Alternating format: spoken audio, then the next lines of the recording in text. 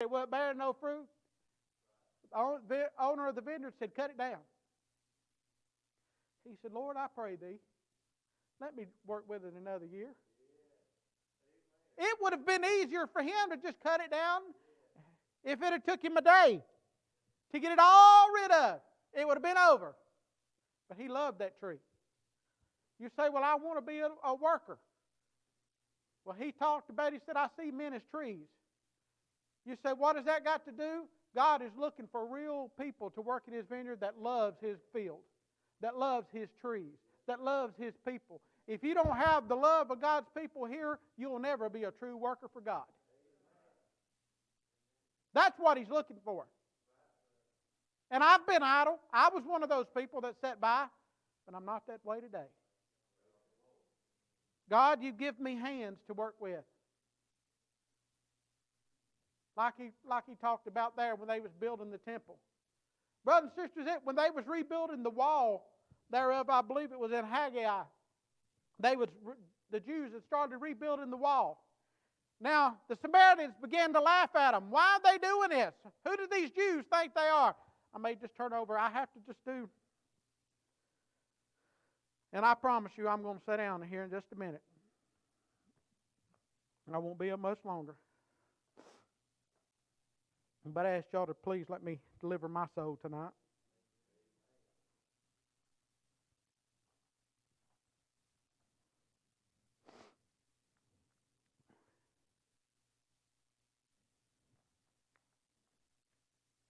Maybe it's Nehemiah.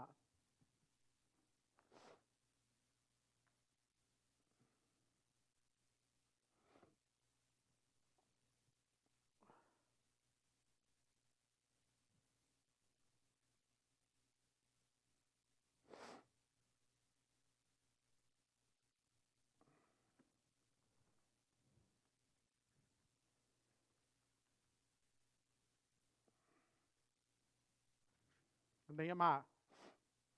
But it came to pass that when Sanballat heard that we builded the wall, these are the Jews, was giving us account. And I want to tell you this, when you start working for God, there's going to be people standing by and it's going to make fun of you.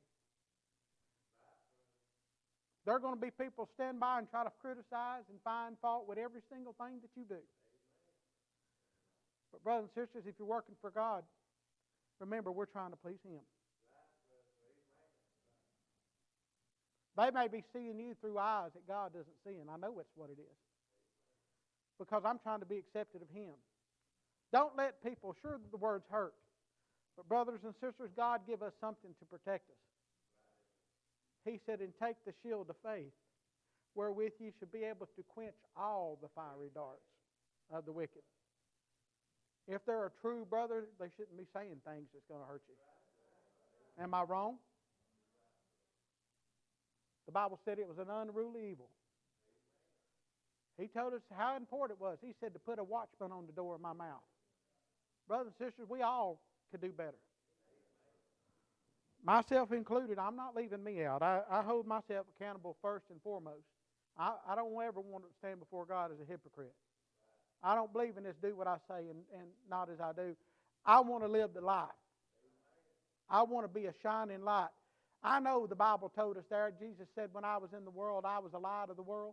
I'm no longer in the world. Ye, talking about the people of God, are the light of the world city, sit on the hill. But it's not just my light, Brother Johnny. I'm a reflection of His light.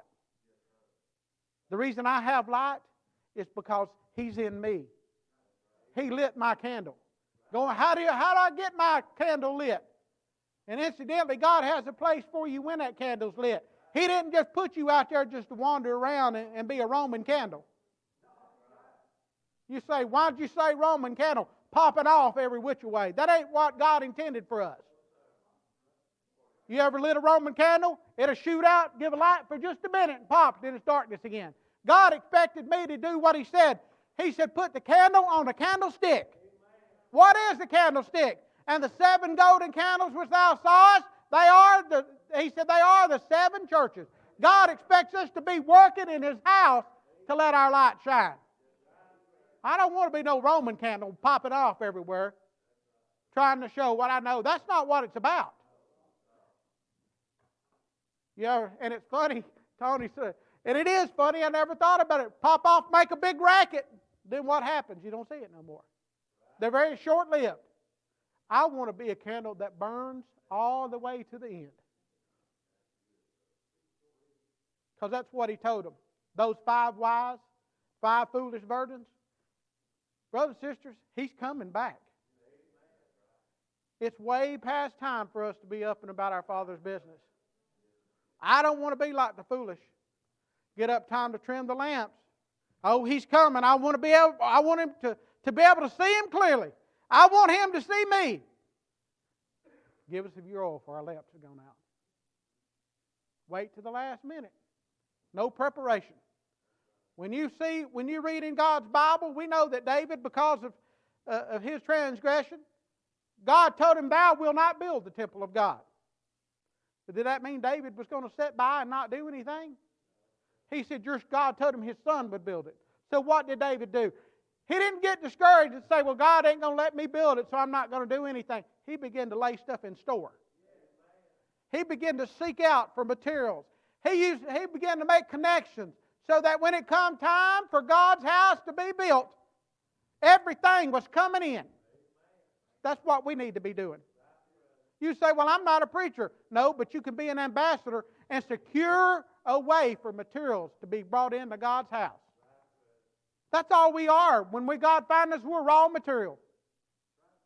We're raw stones. We're not fit for the Master's use when He first finds us. But He brings us in. We were diamonds in the rough. But boy, there's a master craftsman God has in His house. You notice a jeweler may be a master jeweler, but he has somebody over him.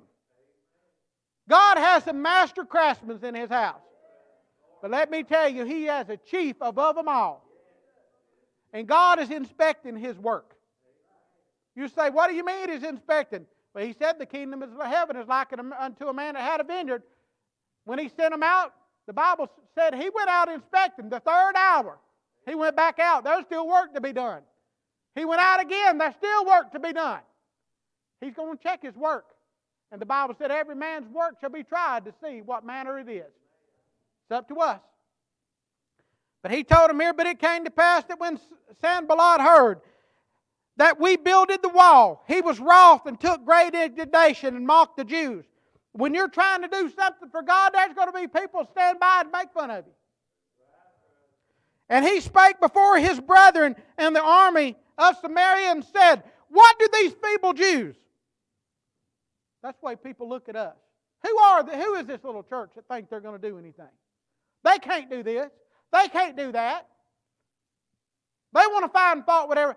Who do they think they are? I'll tell you who we are. We're part of the household of God. And the Bible said, if God be for you, who then can be against you? They can't be against you if God is for you. Because He said, if God be for you, who then can be against you? They have no power. You say, well, what do you mean they have no power? The Bible said the powers that be are, He said, there is no power but of God, and the powers that be are ordained of God. God has not ordained it to be where people have power over God's people. That's not going to happen anymore. The only power that anyone has over us is what we give them. But if we would seek God first and His kingdom, God will add anything that we need. And he spake before his brethren and the armies of Samaria and said, what will these feeble Jews? Will they fortify themselves? Will they sacrifice? Will they make an end in a day? Will they revive the stones out of the heaps of rubbish which are burned? That's what they look at. That's the way the world looks at us. We're rubbish. We're trash because we want to be different. Because we're trying to serve God and not running with them to their same excess of right. Paul said to be not conformed to the world, but be ye transformed. I'm telling you about a God that could take something that looks like trash and make it a stone in His house. The world may not see it, but they're not looking through God's eyes. He said, will they revive the stones out of the heap of the rubbish which are burned? Now Tobiah the Ammonite was by him, and he said, even that which they build, if a fox go up, he shall even break down their stone wall. He was making fun of them. No matter what they do, a little fox will come over and tear down their wall. But listen, there was something they didn't understand. Psalmist David said, when they compass me about like bees, 10,000 shall fall at my side, and 1,000 at my right hand. Yet I will not fear. Thou preparest a table before me in the presence of mine enemies. Brothers and sisters, don't get discouraged. God has been sending a message to His people for a long time now. I'm talking about in our church. Nearly every service you hear the pastors, be not weary in well-doing.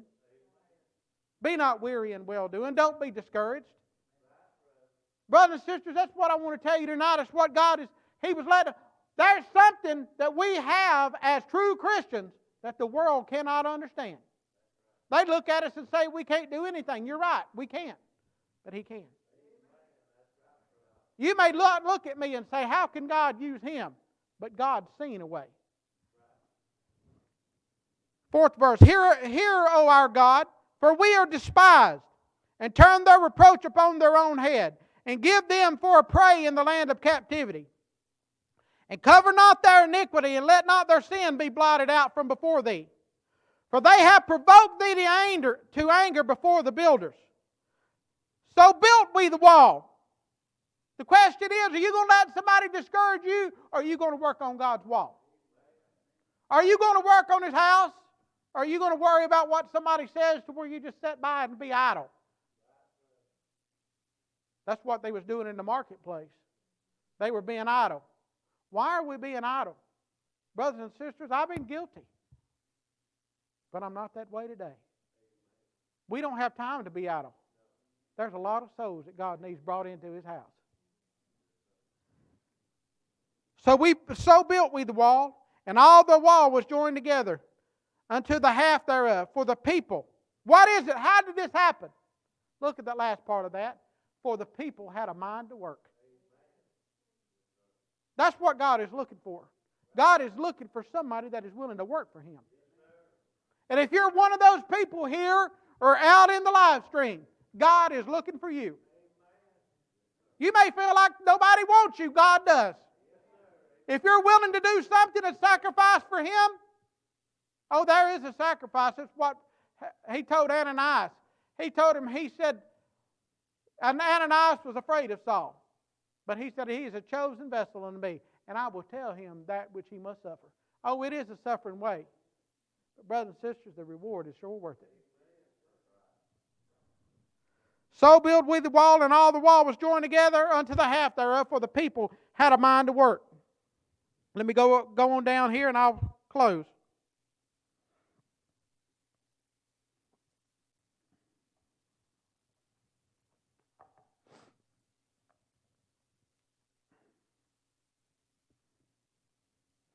They which builded on the wall,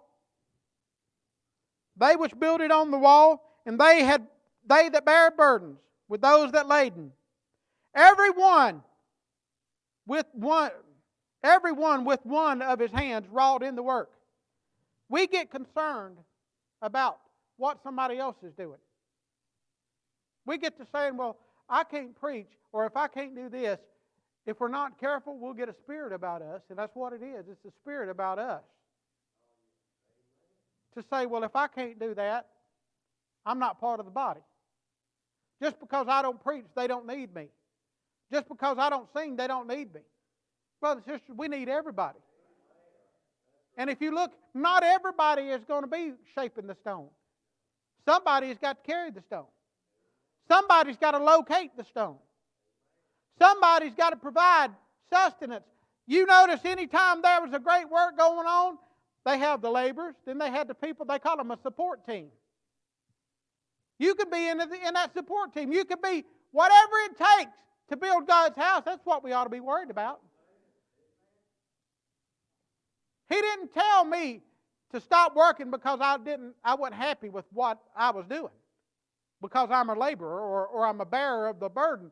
If that's my job, He just wants me to do it. He said to do all things without murmuring and complaining.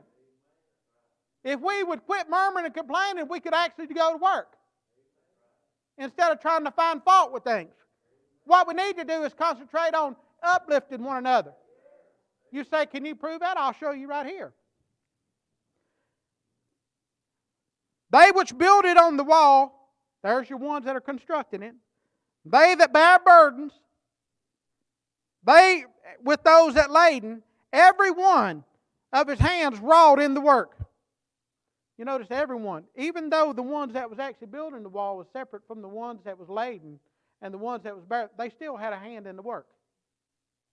Just because you're not a minister or the pastor or a deacon doesn't mean you don't have a hand in God's work. We're all in this together. And with the other hand held a weapon. For the builders, every one had his sword girded by his side, and so he builded. Think about going to your natural. I'm a natural contractor. Naturally, I'm a contractor. I couldn't imagine to have to go out and work and carry all the tools and have to worry about what I'm doing and then have to worry about somebody slipping up and trying to destroy me at the same time. That's what they had to deal with. But the Bible said, and God having provided some better things for us. We have a better time than they did. And yet we are eased in Zion if we're not careful. And for the builders, every one had his sword girded by his side, and so builded. And he that sounded the trumpet was by me. And I said unto the nobles, and to the rulers, and to the rest of the people, the work is great and large. And we are separated upon the wall, one far from another. In what place, therefore, ye hear the sound of the trumpet? Brothers and sisters, that's what I'm waiting on. One day I'm going to hear that last trump, Brother Johnny, when the trumpet shall sound. People's worried about, brothers and sisters, and you can hear that trumpet sounding every time you come to church if you're willing to listen. God is going through.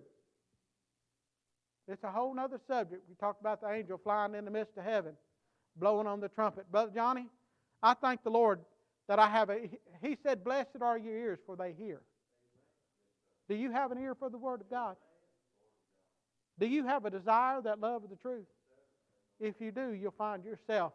If you're not physically able, you'll find yourself worshiping from your home. If you're able, you'll find a place in God's house. If you're allowing anything else to influence you, if you're not careful, that'll become idolatry.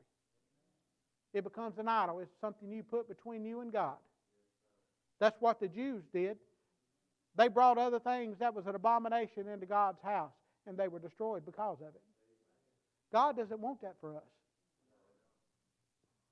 God doesn't want us to put anything between us and Him. You say, but it's so hard. It wasn't any harder than what He suffered. He didn't put anything, even His natural life, between us and Him. Why would we put something allowed to get between us?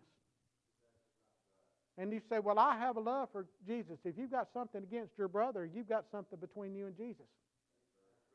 For inasmuch as you've done it unto one of the least of these, my brother, and ye have done it unto me. If you have aught against your brother, you've got something against Jesus also. You're not even supposed to come and pray at the altar if you have aught against your brother. Let me finish this and I'll sit down. In what place, therefore, ye hear the sound of the trumpet, resort ye thither unto us. And here's what I wanted to get to. Our God, no matter what you're going through, Brother Jesse, when you go to have that test, I know just as sure as I'm standing here, God is going to be right there. You might be in that room by yourself. You may not see anybody else, but I believe with all my heart you'll feel God's Spirit drop down on you. Because the Bible said He is a very present help in time of trouble. Brother Johnny, I've tried it. David, that's why he wouldn't wear that armor Saul gave him. He put that armor off of him. He said, I've not proved this armor. I put it off of him. I hadn't proved this. I can't trust in this. But he had something Saul couldn't see that he had proven. When he come to protect that lamb, that lion come to took that lamb out of his flock. He didn't need armor. All he needed was God. When that that bear took that lamb, the Bible said that he took that lion by the beard and he slew him. And he said, so I delivered that lamb out of the mouth of the lion and out of the paw of the bear. Brothers and sisters, he proved that. Try God. If you haven't, and if you have, has God ever failed you? Let's be honest. Or have we failed Him? God has never failed me. I can put my trust in Him. That's why when he come to Goliath, Goliath began laughing at him. He said, am I a dog that you come, with a sling and a stone? He said, I come in the name of the Lord. You go out and do what you do in the name of the Lord and watch what God does for you. Let me finish this. He said, our God shall fight for us. You're not in this alone, brothers and sisters. You may be, physically, you may not see any of your brothers or sisters around, but God will be right there with you. Just go out and present yourself a vessel, a living sacrifice for God. God, if you want me to go over here, or if you want me to, you say, well, it's not comfortable for me to do that. It's out of my comfort zone. I'll ask you this. How comfortable do you think Christ was when they were driving nails in His hands and in His feet? How comfortable do you think He was that He was standing there, and the Bible said, in all those things He uttered not a word, and they whipped Him within an inch of His life and beat Him? How comfortable do you think He was carrying that cross, having a crown of thorns, people spitting on Him and smiting Him with their hand? You want to talk about being out of your comfort zone? That wasn't comfortable for Him, but yet He done it for me. Not because I would serve Him, but just to give me the opportunity. The least I can do is get out of my comfort zone and say, brother, wouldn't you let me invite you to come to church? But live a life before you go inviting anybody. Live a life and be a light to them. Like the old song said, every act you perform is a seed to someone. It's not going to do you any good to invite somebody to come to church if you live like hell itself. It's just not going to. All it's going to do is make people say, there's one place I won't ever go. If that's a Christian, I don't want to be one. We see that every day. Be a true Christian. And if you're doing that, go out in the name of the Lord and say, God, I'm going to do for you. And I'm asking you to bless this. Just the same as He blessed those 2 fishes, those 5 loaves and 2 fishes, and brought forth much, for little is much in God's hand. God will do the same thing for you. Please pray for me.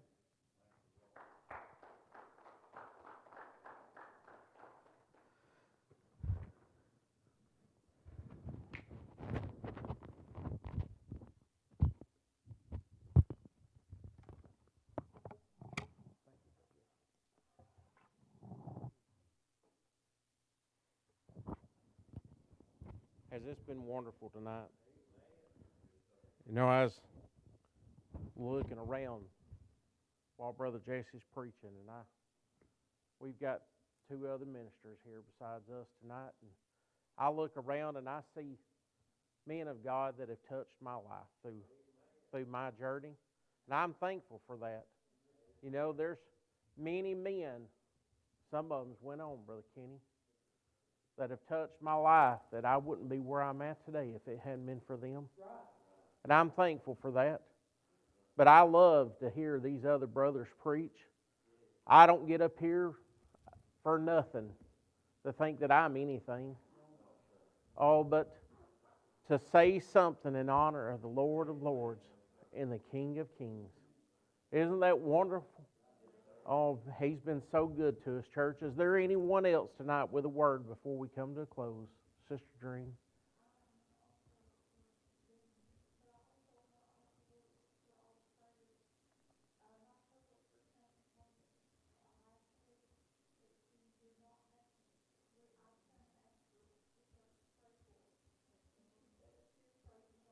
Praise the Lord.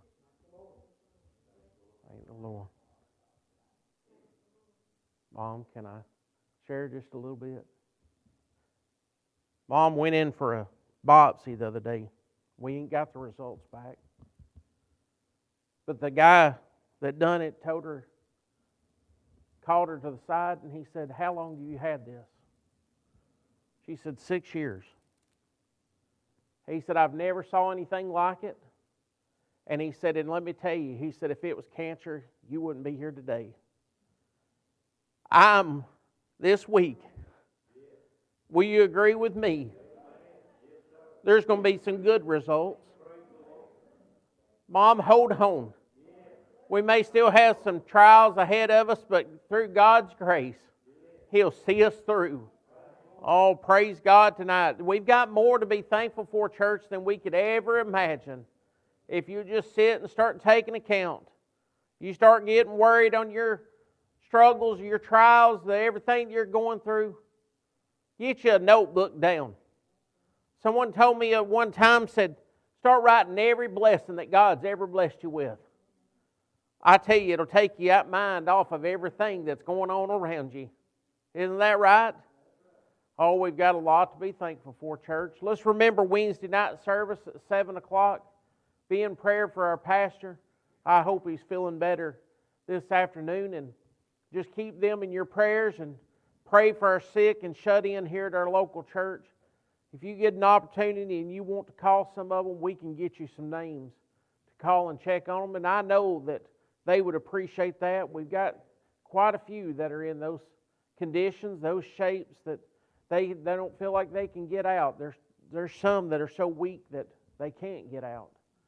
And so we just ask you to remember those folks. Let's remember our church family and our assembly. Let's be in prayer, church. If we're a praying church, we can line up, just like Brother Jesse was saying tonight. We can line up with God and be ready to receive His blessings every time we come in the doors. Isn't that right tonight? Anyone else? Could we stand? I'm going to ask Brother Johnny if he would to dismiss us tonight. Lord, we thank you for the word of life that went forth today. Lord, we thank you for all your blessings, Lord, that you bestowed upon us. We ask you to touch each and every one, Lord, that's here, and bless all those, Lord, that are not as fortunate as we are to be here. We ask you to touch their lives, Lord, and bless them, Lord, through this week to be strong, Lord, in you. And we just thank you, Lord. We ask you, Lord, to guide us and strengthen us through your will in this life. Amen.